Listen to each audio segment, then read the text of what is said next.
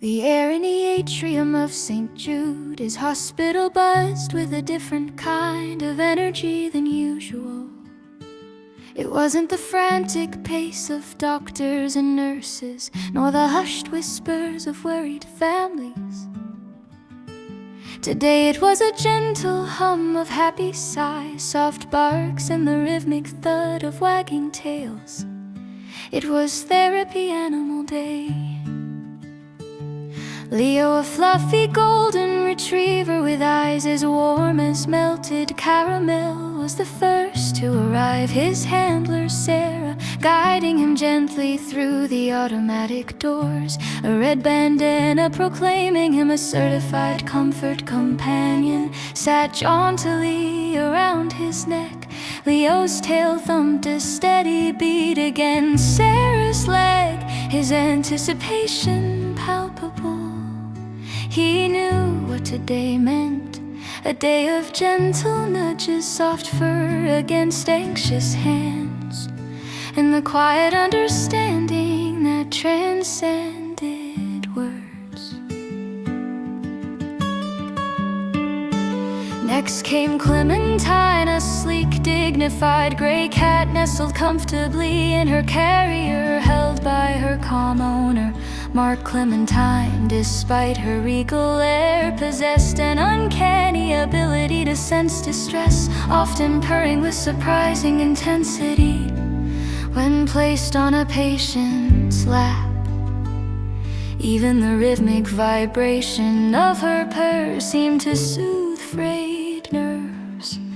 Barnaby, a miniature horse with a surprisingly gentle demeanor, arrived in a specially adapted trailer. His soft muzzle and patient eyes had a magical effect on children, often coaxing smiles from faces that hadn't shown them in days. His handler Emily carefully led him to the designated visiting areas, his tiny hooves clicking softly on the linoleum.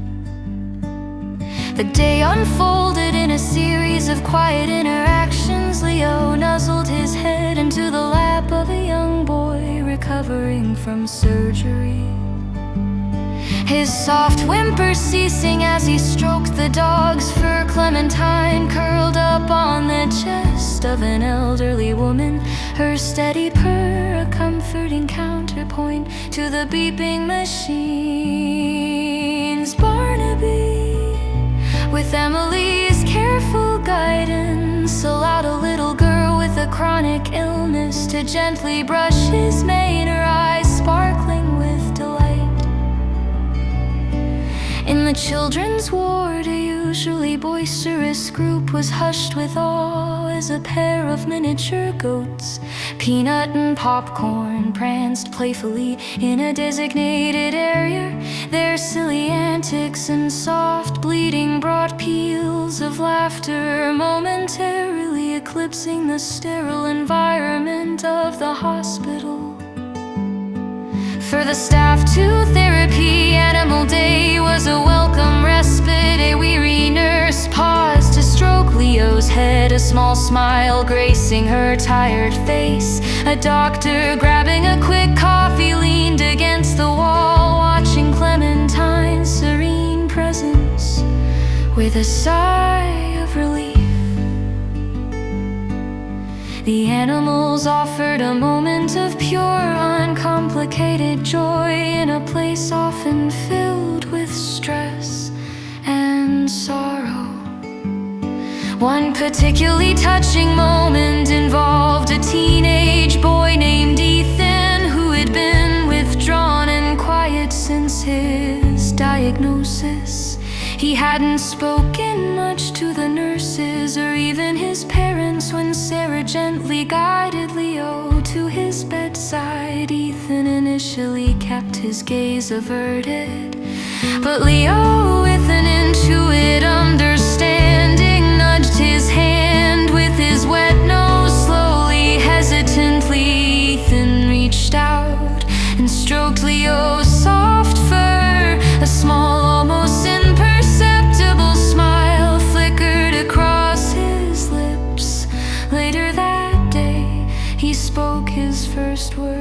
hours and days, a quiet he soft.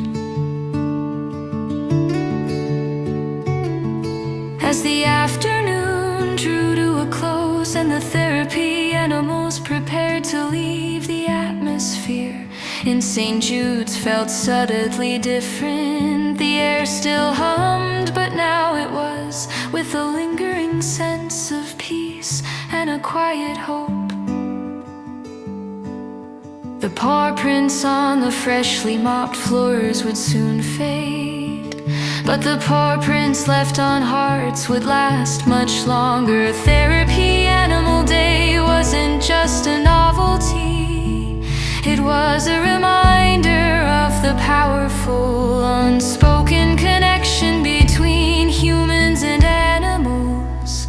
A connection that could offer comfort, healing, and a much-needed dose of unconditional love in even the most challenging of circumstances. And as Leo, Clementine, and Barnaby headed back to their respective homes, each left behind a trail of warmth and a silent promise to return soon.